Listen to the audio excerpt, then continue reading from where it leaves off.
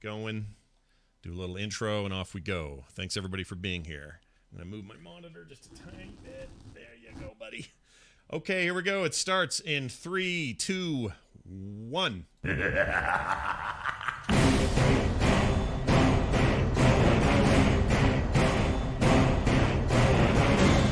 World of Warcraft podcast, so you don't have to. This is The Instance.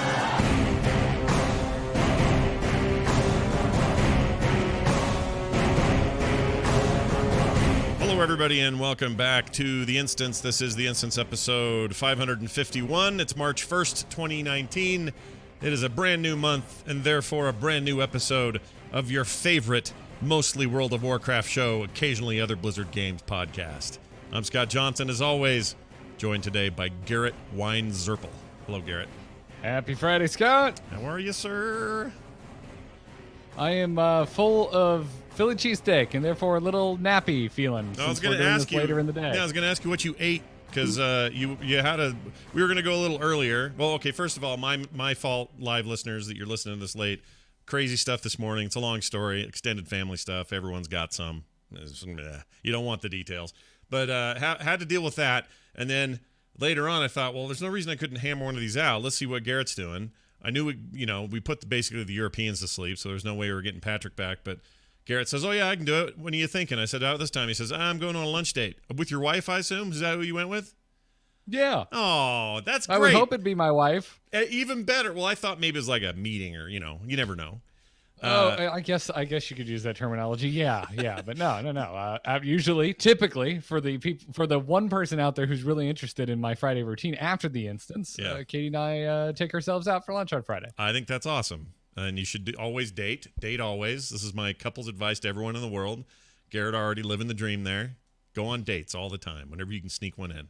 Anyway, okay, how long you been together? Doesn't matter. Go do something romantic, even if it's cramming cheesy meat in your face. That's right. You're married a year, go on a date. You're married 26, go on a date. This is what you should do. Keep that flame alive, son. Anyway, that's not what we're going to talk about. What I wanted to mention was, because on my messy morning, we couldn't do the show. So now we're here doing it live a little bit later in the day. Thank you, everybody who is here live with us. For those at home, you'll probably get this roughly around the same time you usually do. But some breaking sort of ish stuff happened with Classic. Not quite as earth-shattering as I'd hoped it would be, but some details and also hints as to how often we're going to hear about Classic leading up to its release, for which we still don't have a date. But we have other dates today. We have a lunch date with you. We have a date for when you can play your Fat Pirate. That we got a date for it finally, so that's good. And a bunch of other stuff. Before we get to it, though, Azerite gear. I have a personal problem and question. When did they make it, or has it always been this way, that I couldn't sell or vendor the Azerite gear I don't want anymore? Since when do they turn that down and not give me gold for this giant stack of Azerite gear that I think is worthless compared to what I'm wearing? Do you remember? I don't know, because I still just throw everything in my shredder. Yeah, but don't know, Scott. Because when I went to a vendor, I went to a vendor yesterday. Last night I was playing, just doing my, the grind, having some fun doing the grind, and I dropped a new piece of Azerite gear that happened to be an upgrade. And I'm like, oh, nice! I'm not used to seeing these. Plus, I dinged my Azerite necklace level thing and got all excited and thought, well, I should sell these 10 other Azerite pieces of gear, these shoulders and these chests that I'm not going to wear anymore. And I thought, well, they should net me 20 gold a piece or something, like normal vendoring of gear that you've, pulled out of a dungeon or whatever. You do realize you're missing out on like Titan Residuum, right? Yeah. Should I be doing that instead? Because I like the money. Way more rare than gold. Way more rare than gold. But I like the money. What are you going to do with the money, Scott? I don't know. What are you going to do? Listen, this game and I have never financially agreed with one another in terms of gold acquisition. I'm very bad at earning gold. So I always feel like I don't have enough of it. I still live off of about 200,000 gold a player who left the game sent me in the mailbox one day. He basically said, here's the fee for all the years that I've listened to your show. Thanks for all of that. Here's 200 grand. So your World of Warcraft grandparent passed away and left you a 200,000 gold inheritance, Yeah. and you're just in your boxers on the couch smoking WoW weed and living off your inheritance. Yeah, basically. I don't earn any Okay. gold in the game except for turning in a quest and selling stuff to vendors because I'm terrible at auction housing. I don't really want to get into that hardcore, especially at this state of the game. It's just that thing's so meta, it makes my face melt. And then I don't want to work hard to be a good profession person. I never have, and I don't want to start now. So for me, I mean, had I gotten that 200 grand or not, I would have subsisted, because you do enough quests and you do the expansion and you run the content, you get gold, and it's enough to get by and keep your repairs up and occasionally afford a cool mount that's 10K or whatever. But I feel like I never have any gold. So that's what I've been doing. Are you saying I should be shredding that stuff and not do this? Because what am I going to... Yeah. Then what? What do I gain out of that? This will be educational for listeners, because I really don't know what I get to spend that currency on. You can essentially get the Azerite gear that you want. It allows you to save up for something, Scott. You get to save up for exactly what you want. Is it bad that I've ignored that aspect of the game? How long has that been in? Has that been in for a while? It's been in for a while, hasn't it? It's been in for a little while, yes. Yes. But that's okay. That's okay. I haven't been doing it much either. Like I keep scrapping my stuff, but I'm not really paying attention to it because I'm still finding pretty regular upgrades. Yeah. So it hasn't been in the back of my mind, but it's just that thing that I just do because I know at some point I'm gonna be like, oh, I really need this piece of gear. How much Titan residual do I have? Oh, cool. Well, I've been scrapping the whole time, so I'm just sitting on a mountain of it. So, well, here's what I'm going to do then, because I still have them. I have all this gear in my bag. It's all there. I haven't tossed any of it. I'm not burning it that way. Well, you can't. So, well, I mean, I could delete it, right? You can. I think this was changed back in December. Oh, geez, yeah. I'll blame the remember holidays. Correctly. I blame the holidays. I don't know what was going on in December. Who knows? Well, yeah, I mean, to be honest, I think a lot of us were kind of like, the raid isn't in this new patch, so it doesn't feel like a new patch, so we're all taking a break. Yeah. As Civ the Great in the chat room says in all caps, what do you get from Titan Residuum? Top level Azerite gear, homie. Yeah. I mean, so I've got like 12 pieces. Will that net me enough to do anything? Or do I need to keep grinding those out too? No, I don't know the exchange rate off the top of my head. All right.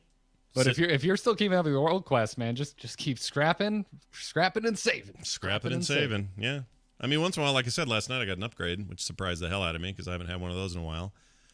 Yeah, I mean, you and I are not currently raiding on the regular, so there's still a lot of upgrades to be found just in everyday activities. Yeah. I had a guy yesterday or a couple days ago say, I don't like your pod. First of all, I don't like when people say pod, but whatever. This is a small thing. He says, I don't like your pod. And I said, oh, why? Because he didn't say why. And he says, because you're not mythic rating. And I said, oh, well, welcome to every year for the last 15 that I've done this show, or however the hell long it's been. How long has it been? Whatever it's been, 12, 13. This is how it goes. We'll raid, we'll do stuff, but it's never, I'm never top tier server first stuff. In fact, hardly any shows are. Or your barrier to WoW podcast entry, there's other podcasts that do that. Yeah, but very few of them now these days. Like a lot of them kind of have this. Here's my take on that. If we were to do a really hardcore rating show ever in the history of the show, it would require the hosts to do so much hardcore rating that they would not have time to do a show about it. At least that's how I feel. And so for me, the more middle of the road approach I take to World of Warcraft that I've taken since the alpha, where I'll go hard sometimes, soft sometimes, skip it all together for a few months, come back hard again. Like right now, I'm in every day. But it's a different kind of hardcore. It's like I'm a hardcore casual. And I always have been. There's nothing to hide or be ashamed of here. My point is, if it was the far extreme end, we'd never get a show done because we'd have to constantly be raiding with top tier teams trying to get world first and server first and all that crap. Not into it. It's just not my thing. It's not my bag. Now some people may say, "Well, Scott, you can do more." Well, yeah, I know. There's wiggle room, and I fully intend to, go nuts with this current raid if I can get my ass, to class. But yeah, that's just the way it is right now. So that guy, if you're listening, he's probably moved on to another pod. I don't think he is listening. He may not be. He's found another pod somewhere. Okay? I hate that word. Oh, I hate it so bad. I don't know why putting cast on the end is fine, but calling it a pod is so annoying to me. But it's like when you and your generation say, oh, I like that Super Mario Bros. Or it's Pikachu verse Kirby. Verse? It's freaking versus. Gosh dang it. I'm feeling grossly generalized right now.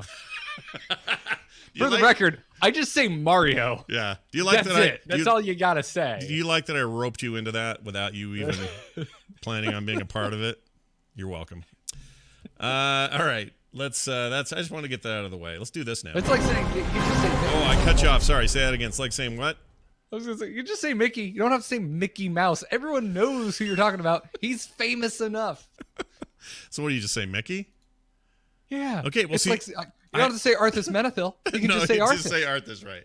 But what I'm saying is this would be like them calling him Arth. That's my problem. Because you can say podcast. It's 2 syllables. It's fine. You don't have to say pod. Oh my gosh. I listened to your pod the other day. Let me ask you this, Kyle. Let me ask you this, Scott. Have you gotten Jane down yet? Have you down Jane? Jane. Nope, I haven't gotten Jane down yet.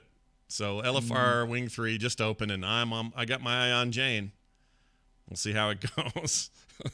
I hate it, dude. Thrall isn't thra or freak. Just give it the full verses. It's not VS is verses, not verse.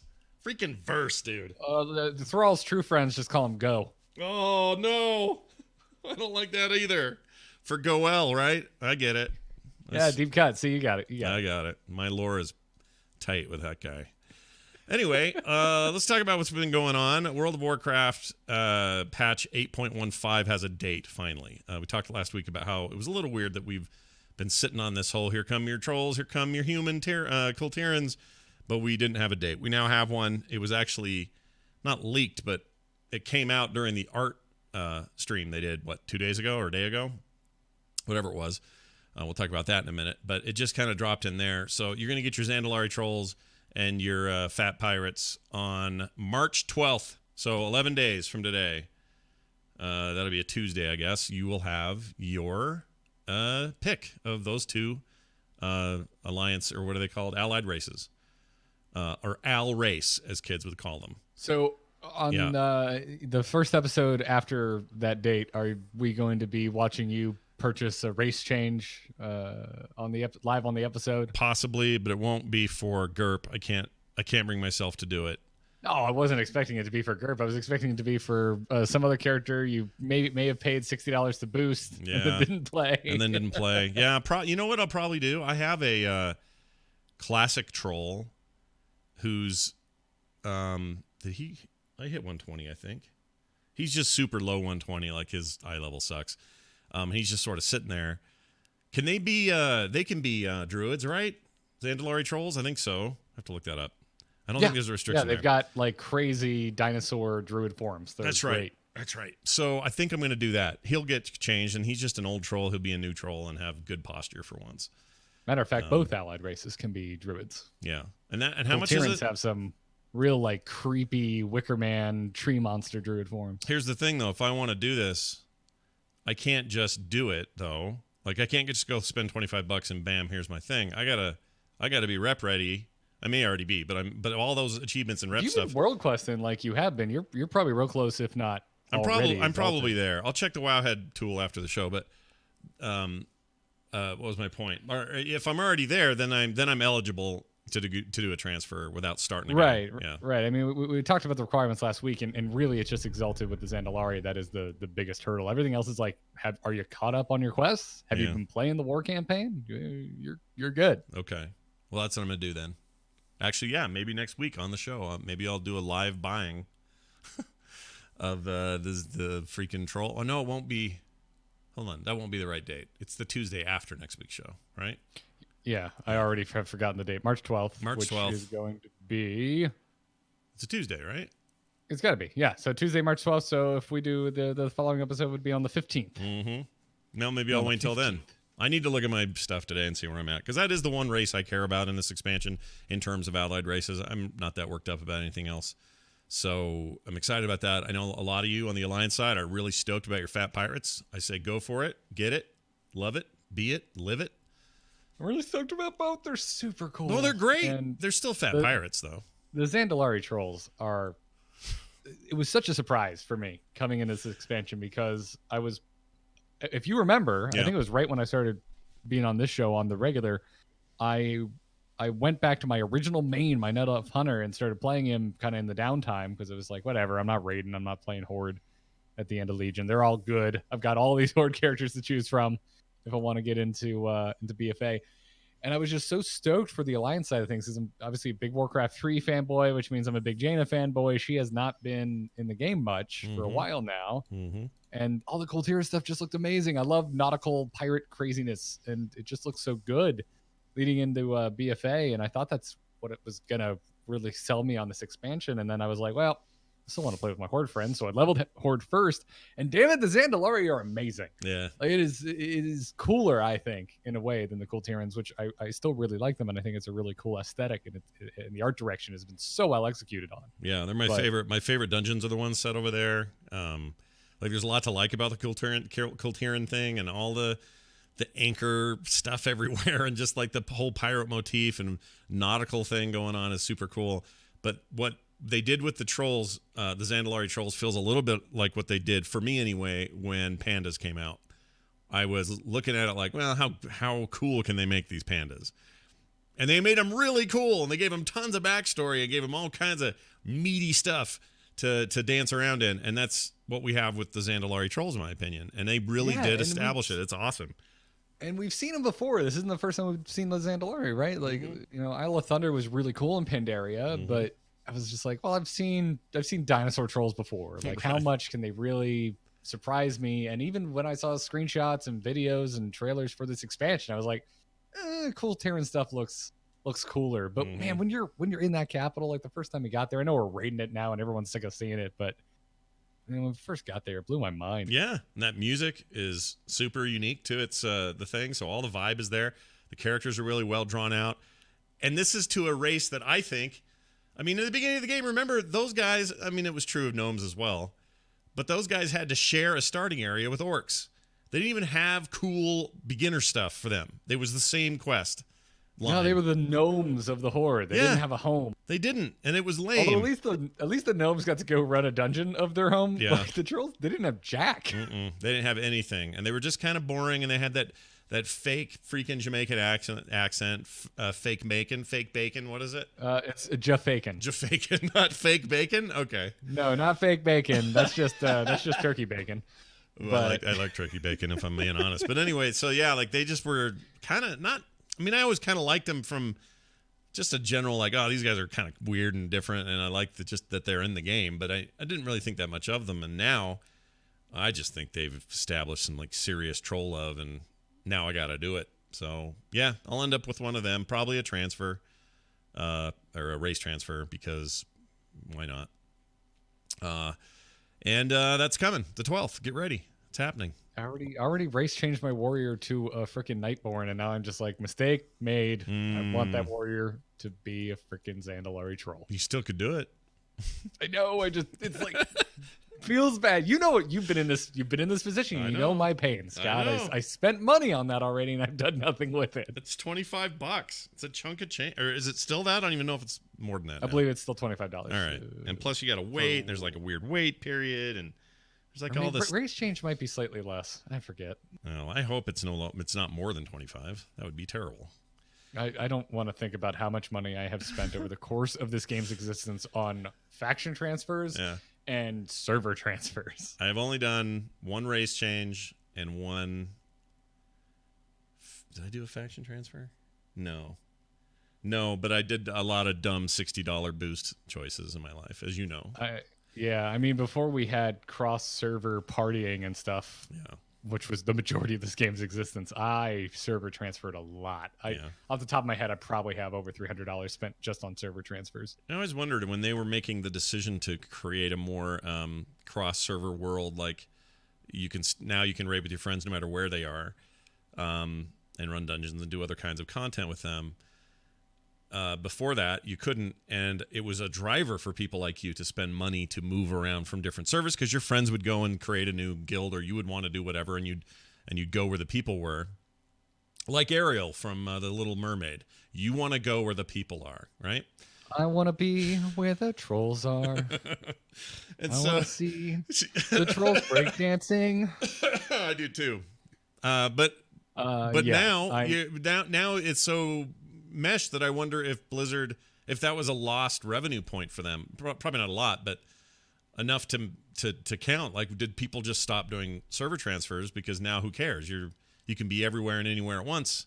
I mean, to pull an opinion completely out of my rear based on no stats or facts whatsoever, I would be curious because, I mean, I think there's something to be said for now you get to try playing with your friends and you're like, oh, I'm having a really good time. I'm really enjoying this raid. You know what would be nice? Guild perks. Yeah. That would be great. Maybe I should transfer. Like, I don't know. This is if you were standoffish before because you were like, I don't want to move. And then the guild implodes and then I'm stranded on this other dumbass server. You know, maybe I think there's an argument that it could maybe even convince some players who otherwise would not purchase to go ahead and spend the money. That's an interesting point. And it does seem like Blizzard's MO to maybe figure out a way to do that. Or that they would have had a bunch of meetings and done a bunch of financial models that said, we actually don't think this will diminish transfers. We think it may stay the same or increase because of the reasons you just said. Like, that's probably smart business. But my natural inclination was like, well, does that just stop people from doing that? Like, I think it might stop me from doing it. But then again, I've only done it once, so I don't know. Who knows? Speaking of which, that thing getting announced on an art stream. They had an art stream, and it was really good, and people should watch it. It's a Twitch VOD currently. I don't think it's been put up on YouTube. Maybe it is on their channel by now, but you don't get this very often. Actually, I have a theory about this, but I'll get to that in a second. They did an art stream. They talked all about the art of the game, inspirations for this expansion, challenges they ran into, really cool stuff. And it reminded me very much of one of the panels you'd get at a BlizzCon. And they haven't really done one quite like this for the art team yet. So this is pure conspiracy, okay, for me. So don't at me or give me too hard of a time about this. But I think it's possible that if this is a year they decide not to do BlizzCon in the shadow of all the things we've talked to ad nauseum to death over the last few months, if that's the case, this could be a sign of what we get instead. Think of it as Nintendo no longer presenting on stage at E3. Instead, they do their Nintendo Direct videos whenever the hell they want to. And they get information out that way. They build interest that way. And they also, it's more than just Ian Hazzikostas talking to Lore about the latest patch or what their plans are for the next one. Garrett, is that crazy? Or... I don't see a world where BlizzCon ever skips a year again. See, I don't know if I agree with that, because if the esports thing's no longer a factor, the entire competition happens outside of BlizzCon now for all of these games. They have their little Pro Bowl matches at the thing, but the proper seasons for Hearthstone, for Overwatch, used to be HCC, but not anymore. But anyway, all of those are happening outside that calendar. So that's no longer the reason. That used to be the reason I'd say they would never miss one again. Didn't they still have the Arena Finals? I don't follow Arena, so this might be me talking about it in my butt, but I'm pretty sure the Arena Finals still happened at BlizzCon. We also still had StarCraft. Yeah. But you're right, Overwatch is its own kind of side tournament. Hearthstone is the global games, not the pro. But Hearthstone is shifting right now. We still don't know what's happening with their highest tier of competition. Mm-hmm. They recently announced their new format. They finally detailed it. And then they announced the qualifiers and the mid-tier competition. But there's still another upper, higher level that they are like, we're still not ready to tell you about it. Are you weirded out that they haven't? I know we have this on the notes to talk about later, but are you weirded out that they've been quiet about that, or what's the rumblings on that? I don't know. They've quelled a big amount of my concerns with the new format. I actually think it sounds kind of cool. Although I think Value Town did an exhibition tournament the other day with the format, and everyone I talked to said it wasn't as interesting as the old format, but.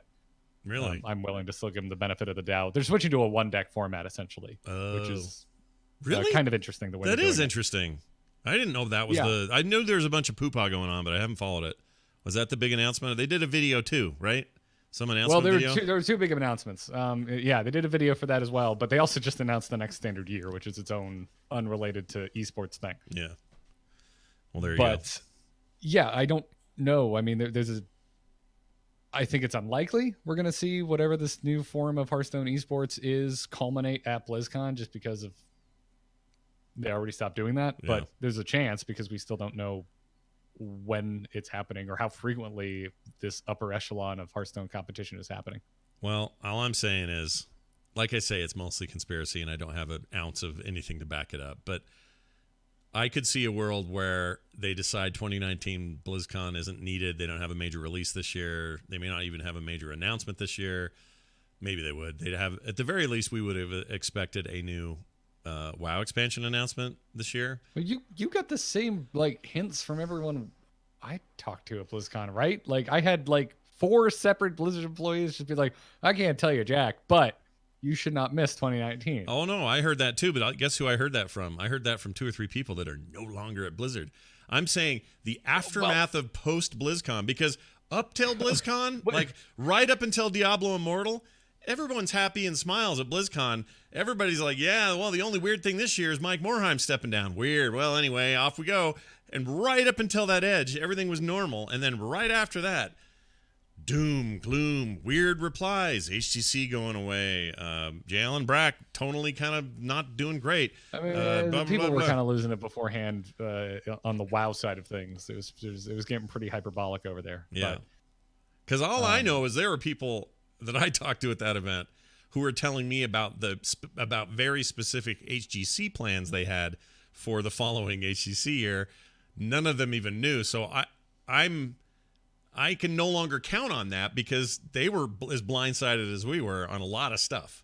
So Blizzard going to do Blizzard and Activision going to do Activision. I'm just saying, I'm not saying I want it to happen, because I like going and I like seeing all my friends and I like doing cool stuff. I don't know where this ends if we disagree. Like my point is, like, it's a moneymaker if nothing else. Like they seem like they want and need to make money to keep to keep the sleeping dragon of Bobby Kotick happy on his pile of money. Yeah. But he's like the 40K emperor. This is like tech priests have to keep him alive for 1,000 years. The vibe I got is that Diablo 4 is getting announced at this BlizzCon. I mean, that's the vibe I've been getting. But also, at this point, we're at the broken clock is right 2 times a day kind of thing. Like, at some point, Diablo 4 is going to get freaking announced. Yeah. I just. But even then, like, do you? Well, I mean, we are so speculating here, but you know, if there was a year for players to show their anger and upsetness, this would be the one where I'm not calling for a boycott, nor am I saying there will be one. But if there was going to be a year, this would be the one. So if it's not the one, well then, all right, we're all going to BlizzCon. But it could be the one where everyone revolts, and then it's not a moneymaker. then it's like, ooh, what are we doing here? You know what I mean? So I got to think they're at least talking about this. Whether or not they do it, I don't know. It's just too hard to ignore the elephant in the room. We'll see. And again, people at home, this is me not advocating one direction or the other. I don't have skin in this game other than I really enjoy BlizzCon and seeing my friends and hanging out with Blizzard people and doing cool stuff. I love that. And it's a yearly thing for me, and I just plan on doing it. I'm just throwing it out there because it's a topic, and we can all discuss it and chew on it. I just don't want to get angry emails going, I can't believe Scott. I'm not saying I want this to happen, because I don't. Well, I feel vindicated because chat room's like, you crazy. I'm with Garrett. All right. It's like, yes. All right. The people agree. Take that to the grave. That'd be totally fine. No, I mean, whether this is BlizzCon or not, I would just like to say that I enjoy these streams, and I would like to see more of them. And they're doing them more or less on the regular. This should be my takeaway, by the way. It's just cool that they're doing new streams, and it's a good stream. I mean, there's certainly there's enough regular content updates to World of Warcraft where have an art stream every time there's a patch. Yeah, I want to hear about it, because every time you have a patch, there's a ton of new art coming into the game. Yeah, I love it. I love it a lot. What I also like is updates, and looks like we got one. KVax in the chat. He may be in the chat today. I don't know. The Blizzard KVax community manager posted a big update on Classic World of Warcraft. which is another reason I wanted to make sure we got something in today. And while not earth-shattering news, there is some stuff to say. So I'm going to read some of this. They say that the feedback they got from the demo was fantastic. Thank you to everyone who gave us so much feedback to work with, especially the community members who compiled lists of issues that people found within the demo. And this demo would have been the one that everybody got to play during BlizzCon, that we played on the show floor. The one difference being, and they had to explain this at the time, that it wasn't... They had to do shared realm stuff. And that freaks some people out, but they had to do it for demo reasons to make the thing freaking function. So anyway, outside of that, that is the version we all got to play. Says this, we looked at everything that was reported and want to share a few anecdotes with you so you can see how we're tracking these issues.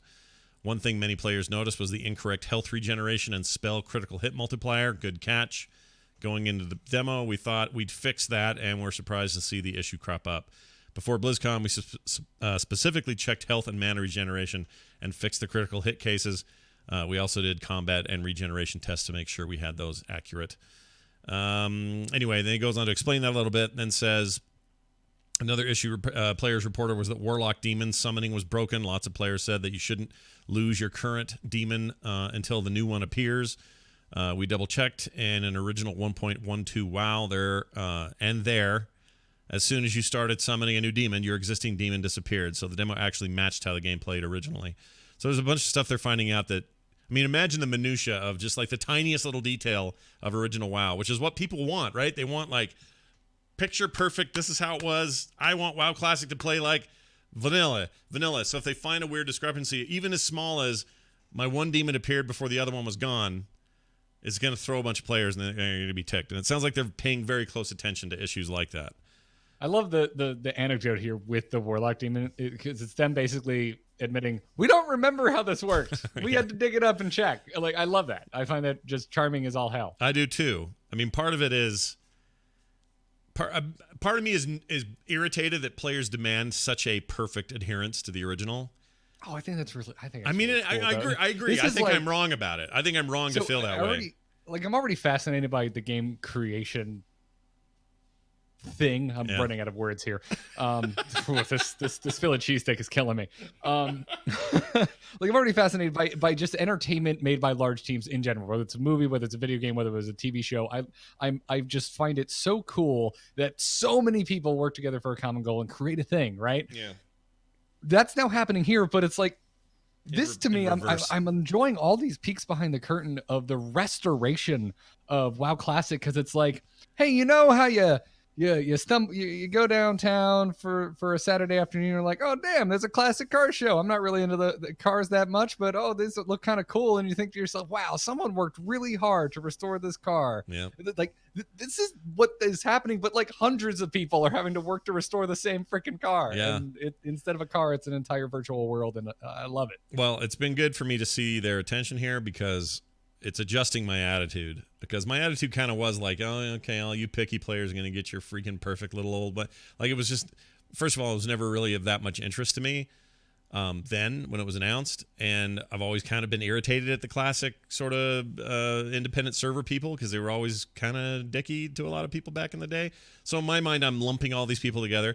It's not the right way to think about it, and I know that, and I'm trying to do better, but it helps for me to see them talking about the pickiness they're approaching it with, matching the pickiness of the players who want it. And that's good. That's a really good thing.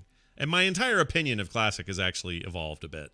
I mean, not only I was always going to try it out and check it out, but whether or not it's for me long term, their adherence to these kinds of specifics is a good sign for players, I think.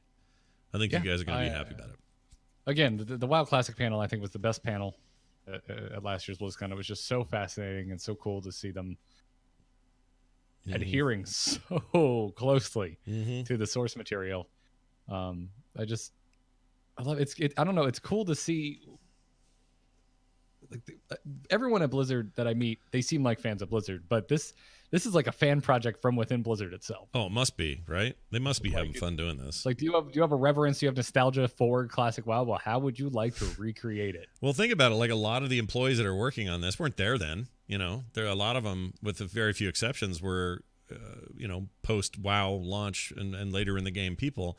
So they're getting a chance to. Think about how many of these people were influenced, like are probably in this career, are probably working at Blizzard because of Classic WoW, and how many chances has this ever come up other than like HG remasters, which is not the same. You're making it with new tech. Yeah. Right. Yeah. Like I'm sure if you got into gaming because you played Halo, that working on the Combat Evolved Anniversary Edition with the HD reskin was like really cool. But here you're getting to actually make WoW again because they don't have it anymore. Yeah. Yeah. It reminds me of? It reminds me of people like MAME emulator coders, people that work on MAME. Very different thing, obviously, but the sort of pixel perfect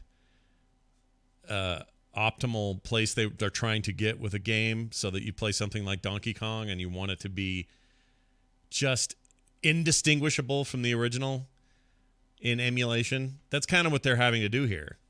And that is no small task for a giant open world MMO that already was broke new ground in 2004. And yeah, it's going to be fun to watch them do this. And here's the best part. The end of this thing says this. This is not all we've done, of course, but we want to give you an idea of what we're prioritizing as far as core game systems, combat, and content. We spent time on other things such as user interface and making sure graphics feel like they used to. But our primary focus right now is gameplay. Again, we're following all our discussions and loving your enthusiasm. And we're going to get more information to you posted here soon. And he says in parentheses, not the trademark soon. Thank you, and get ready for Classic Summer. So that says to me they're going to have regular updates, and these will be fun to talk about on the show. So there's that.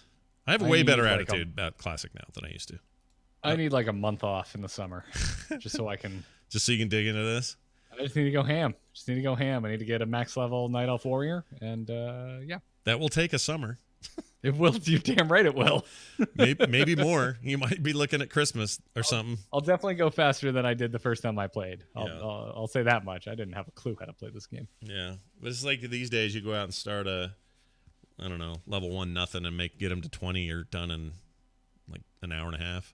I spent an entire day corpse running the Furlball Cavern between freaking Fellwood and Winter Spring because I didn't understand that I had to quest in Fellwood first so they were friendly, and I made it worse for myself because then I killed some and then I moved into like hated. Oh yeah, you can lose rep that you never had to grind in the first place. Sure. It was a bad situation, Scott. They were yellow for a reason, or orange, or whatever they were then. Meanwhile, my now wife Katie's playing a druid, and she's like, I'm just going to hearth the Moonglade because I'm a druid and I can do that. Bye. Yeah, that sounds about right. Oh, is she really doing that? That's awesome that she's doing that. Well, yeah, because the tunnel actually connects to Moonglade as well. So if I remember correctly, nice. You got a little closer to Winter Spring if you started in Moonglade. Anyway, that's my personal anecdote for the day. I like it. Thank you for your personal anecdote. Now this. Let's talk about the rest of Blizzard. You mentioned all the Hearthstone stuff for the most part. Anything else about recent goings on there that are worth bringing up here? Yeah, next Standard Year's been announced. A whole kinds of crazy stuff is happening. For me personally, I'm really excited that they're going to be rotating out the sets you can draft in Arena every 2 months. They're going to have 2-month-long Arena seasons. Wow. And that's so you're going to get like really old sets and really new sets mixed together in some instances. That seems like the right direction in your opinion? Like hell yeah. Okay. I can't wait for this. All This right. is so cool. I haven't seen you this excited about a quote-unquote feature or a redesign of a feature in the game maybe ever. Like you're usually a little bit like, well, it looks like it'd be cool. Okay, well, I don't know until we get it or whatever. But you seem genuinely excited about this. Yeah, I guess off the bat, true. I think back to things like Reno working and making one copy of card decks actually work. But at the time, I was like, that'll never work. So I wasn't excited for it. And then it did work. And I was like, this is amazing that this is actually happening. Yeah. Gotta love when something works when you didn't think it would. It's good. Yeah. It's a good sign. Yeah, so that's happening. They're rotating cards out and into Wild a year early because they're stifling the meta so hard. Which I am preview of the Angry Chicken this upcoming Tuesday, everybody. I have a feeling there's going to be a great debate about this because I'm happy about this, but I was talking to Dills a little bit, and he's like, yeah, but they're screwing over Wild. They should change the cards because Wild players are just going to be stuck with Baku and Gengremi. Those are the two cards that are rotating out a year early. Yeah.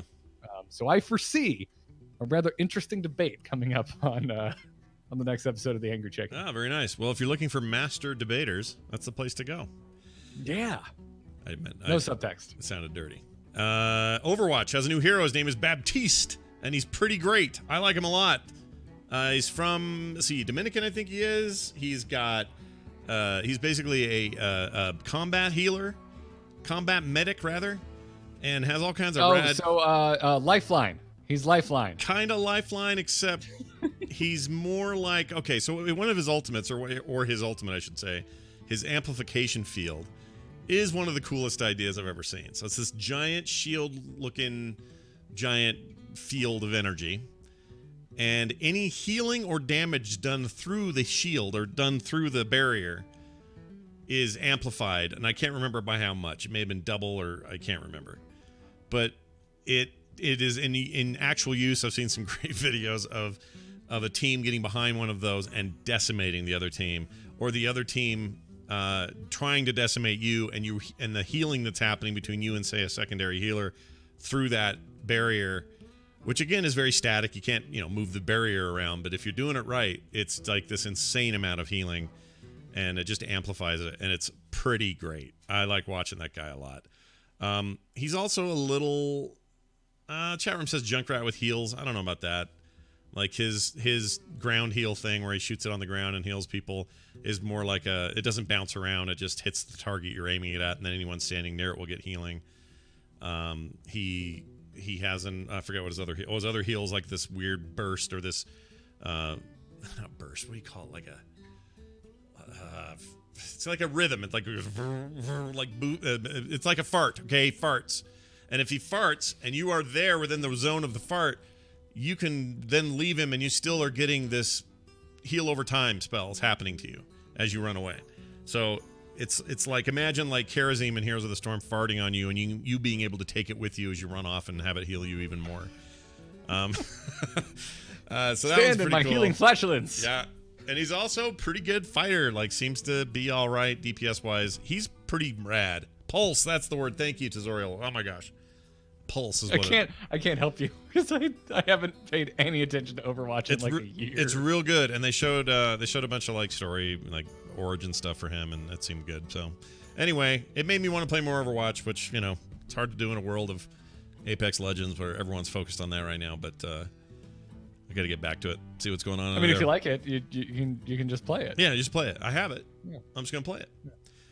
Nothing else much really going on in Heroes, StarCraft, or Diablo this week. Although the Diablo team is claiming that Diablo Season 16 was their most attended season ever, they said.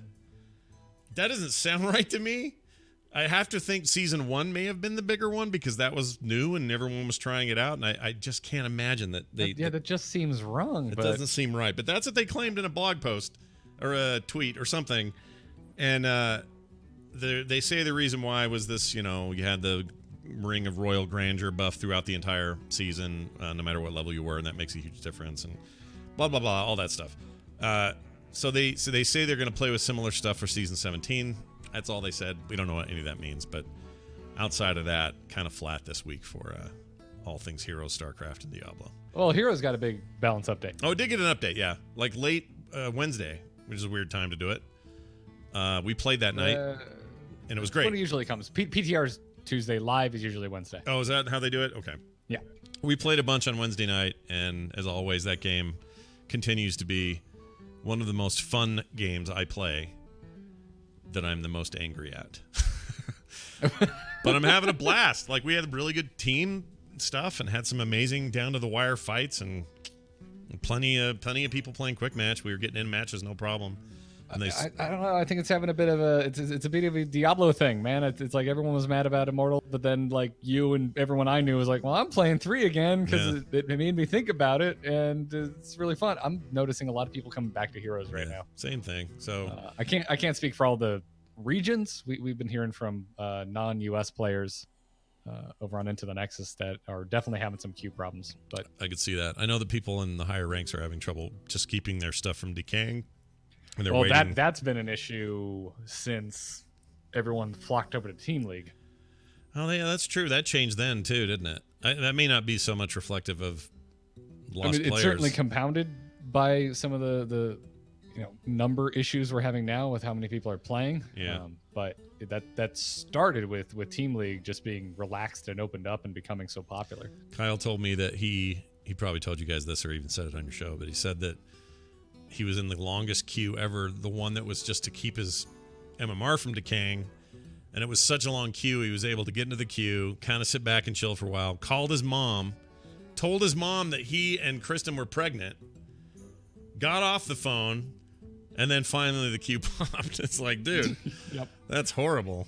He was able to explain a momentous life milestone to his mother in the time it took him to get into a Diamond League game in Heroes of the Storm. I like it, though, because he acts like it's like a doctor visit. He has to do this thing once a month. You got to go in and get someone to put their finger in your butt, and then the rest of the time you do whatever you want.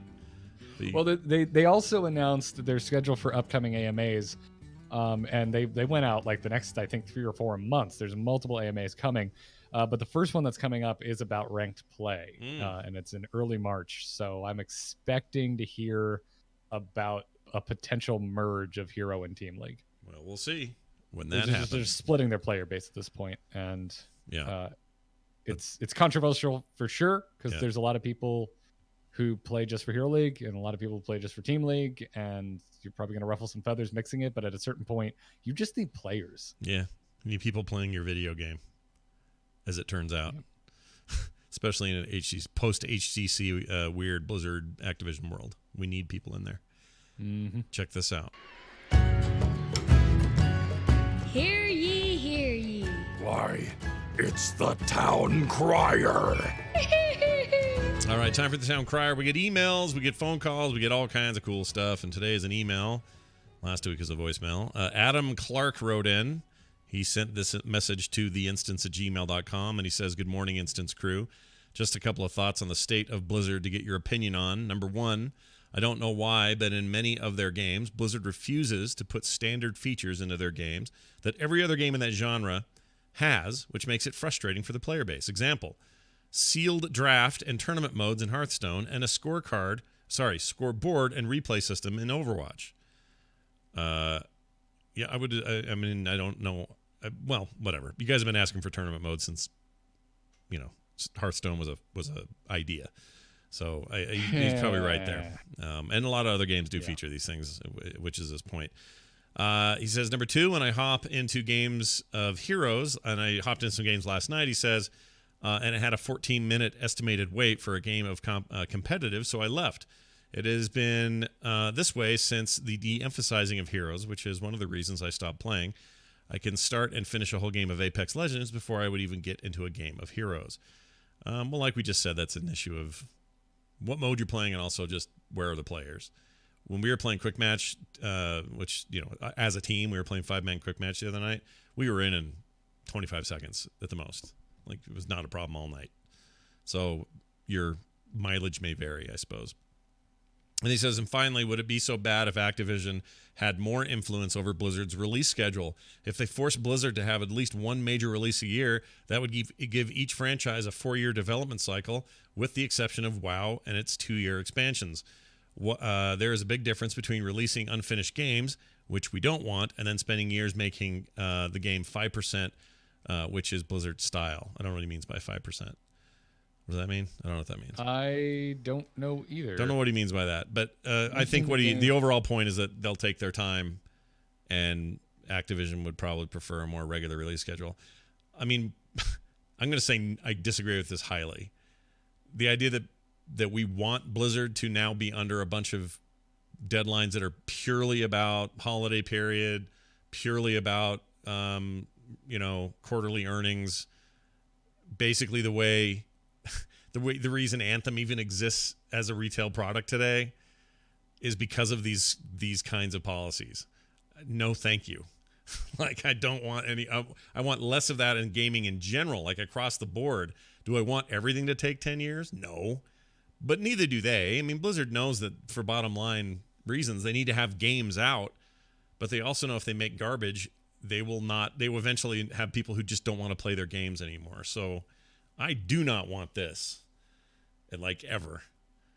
How do you feel about arbitrary goals are garbage, and I hate them. Yeah. I don't do things just because. That's how you end up with 13 Assassin's Creed games. Half of them are good. Yeah. Like I just don't. I don't need it. That's unnecessary. Why in God's name do we still have a Call of Duty every year? Why? Yeah. There's no Can reason. someone please inform me. Yeah. Well, it's Like, just it's to accept. They expect every year a certain percentage of people, which is a diminishing percentage, but a percentage of people are just going to buy Call of Duty no matter what, and they've just counted on that.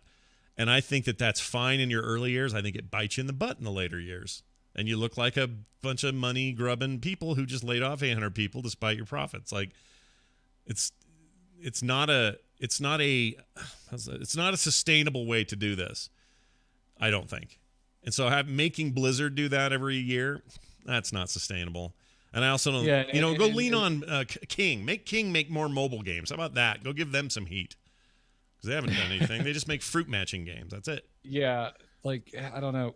Like, Blizz should be doing what's right for each title, right? Right. Like, so Diablo 4 comes out, so what, 4 years until the first expansion for it? That's terrible. You can't wait that long to put out an expansion. No. I mean, look what happened with Reaper of Souls. It came out in 2014. Here we are in 2019 being like, boy, I would have loved a second expansion for Diablo 3. We should have had one we should have had one early 2016. We should all still be playing it, and we would have had they not canned it before the second one even came out. It's my least favorite aspect. I'm just going to ignore that. I know. It's my most hated detail of the entire 5-month affair we've all been in with this.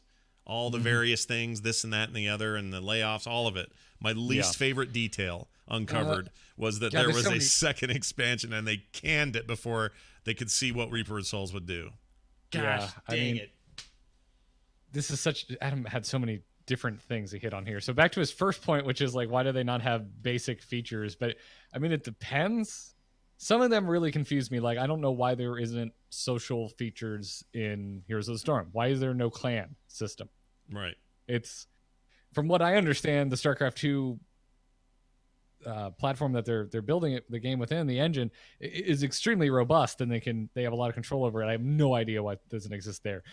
As to why things I have been clamoring for in Hearthstone don't exist, they have never come out and said this, but at this point, 5 years into frickin' Hearthstone, and we still only basically have 2 formats to play, I can only imagine that the architecture for this game is extremely strict, and they can only manipulate it so much without completely bricking it.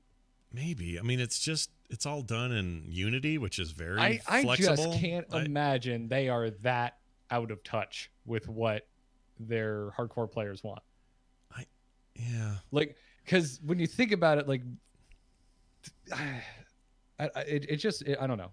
My frustration with Hearthstone's lack of game modes and features, it comes from this just annoyance that the reductive part of my brain goes, do you just not want to rule the world?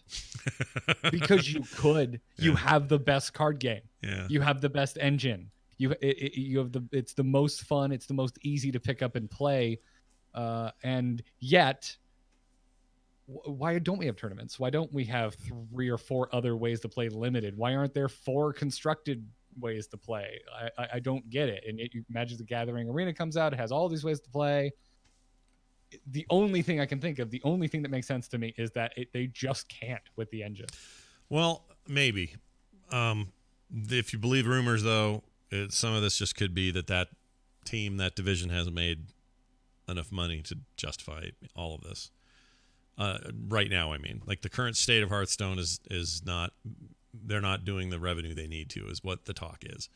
And so maybe that's made them slow down and focus on the core. I don't know. They've been really quiet about these. That's the funny thing. As mad as we all are about these Heroes changes, at least we know about them now, and we've seen the transfers of people, and we've seen the layoffs, and I feel like we kind of have a taste for how accurate the gutting of that team was. Whereas with Hearthstone, I feel like there's similar problems in terms of revenue. Nothing wrong with the game or the developers or anybody, but their revenue's down. And we don't really know anything. Like, it's just kind of quiet over there as far as that stuff goes. So, I don't know. We can only speculate on what they'll tell us. And it's strange for sure. We're living in weird times. But Adam Clark, we appreciate your email anyway. And you can send another one in if you're listening to this going, oh, I got things to say. Well, hot damn, I got to wait for you to send it in. It's theinstance@gmail.com, or you can leave us a voicemail at 801-471-0462. That's 801-471-0462, or Zero Gob. It spells Gob, G-O-B at the end, which is kind of cool.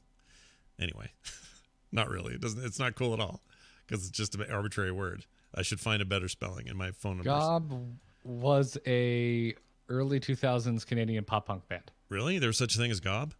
Hold on. Yes. Gob band. I just want to look at these guys. Gob, give up the grunge. I'll check these guys out. All right, I'm just going to hear a taste of them. I'm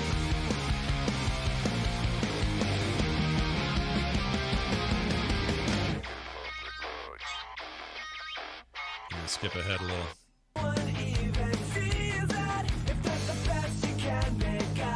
All right. It's very Sum 41, very... And my mistake. They actually formed in 93. Oh. So not early 2000s is when I was made aware of them. Okay. And did you like Gob? It wasn't like one of my big, like, listen to it a lot on my iPod, but I enjoy Gob. All right. Take a little Gob here and there. All right, that's going to do it for the show. Thanks, everybody, for tuning into our little late afternoon one. We wanted to make sure to get one in, and we're glad that we were able to. Garrett, let's tell people where they can find more stuff. Tell us all about amove.tv and why I should go there right now. Well, all the podcasts I do there, there's going to be a lot to decompress on the upcoming episode of The Angry Chicken with all of the Hearthstone announcements that have just come out. Also, Kyle and I have an Apex Legends show now called Enter the Apex. It's everywhere podcasts can be found. We've already had Trixler on for our second episode, and this week we had Dreadnought on for our third episode. Yeah. So if you want to kind of bridge the chasm between Apex Legends and Heroes of the Storm, we got you covered. Yeah, apparently this is the place to find those guys. That's what they're all doing right now. A lot of Heroes people are playing this game, which... Weird, it's great because we already talked to a lot of them, and we want guests for the show. So we're like, "Hey, Dreadnought, you want to talk Apex Legends?" Yeah. And he's like, "Yeah." And then I asked him about things like energy weapons, and he just went off about how they're kind of lame and need to be more interesting. Oh, interesting. I actually need to listen to that one then. Yeah, go check it out if you're all wrapped up in that hot new business of Apex. They got you covered over there. As far as other stuff goes, there's other things happening always on the show or on the site. Go check out frogpants.com. I just put up some new artwork people might be interested in, finishing up a new piece today that I'm very happy with. Most of that ends up on a store, so you can go over there and get your own prints signed if you want, that kind of stuff. And all the shows I produce are, of course, there as well. frogpants.com. I think that's everything. Yes, it is. Thanks, everybody, for being here. Instance Show on Twitter. Garrett Art. I'm at Scott Johnson. You can find more stuff like this, like I said, at frogpants.com. It's going to do it for us, for me, for Garrett. We'll see you next time.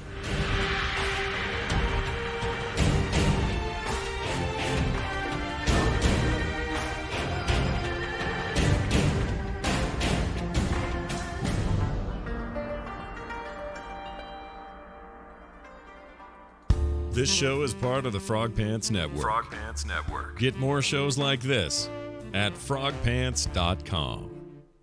And scene. That was some sexy saxophone. I haven't heard that one. Oh, yeah, I play that one. You never hear it on here because usually, or sometimes people, as is the long tradition on the show, send